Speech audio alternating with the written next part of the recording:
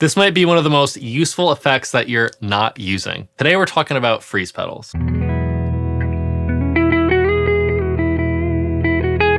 So what is a freeze pedal? Different companies kind of call them different things. Maybe you've heard of it as a sample hold or a sustainer, but they all achieve the same sound. Some reverb and delay pedals actually have a feature like this built into it, so you might already have a freeze pedal in your arsenal. Pedals like the Strymon Big Sky MX or the Cloudburst or even the EHX Oceans 11 all can achieve a similar function. So the freeze pedal works by essentially freezing whatever sound you want to hold. So the way I like to think about it is if you are a piano player, for example, you can hold down and sustain a chord with your left hand and then play lead lines with your right hand on top, right? And the freeze pedal gives us as a guitarist that same ability. I can strum any chord or play any note, hold the foot switch down, it will sustain infinitely, which allows me to play whatever I want on top of it.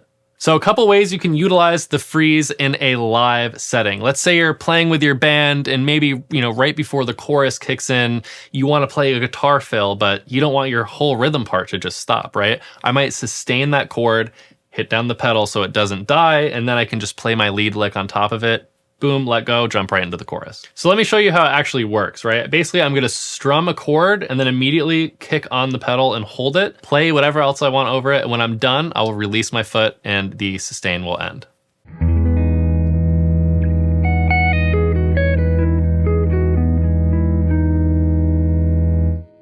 The freeze is also a really valuable practice tool. I use it a lot for drone work, so maybe I sustain one note, like the low E string, for example, and I work on my ear training, hearing intervals using any other strings and any other pitches. A common exercise I'll do is, for example, I'll mix between my major scale and my minor scale. So maybe I hit my low E string, sustain it, I'll start half playing minor, and then I'll finish in major so I can really hear the difference.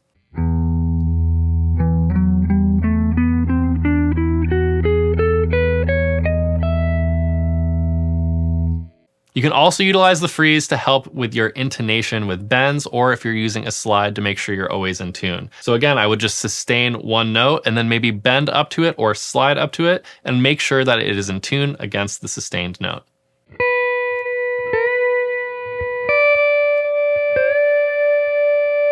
The freeze pedal is useful in so many ways, in the practice room, on stage, in the studio, so many ways to utilize it. Once you put one of these on your board, you'll wonder how you ever made it this far without one.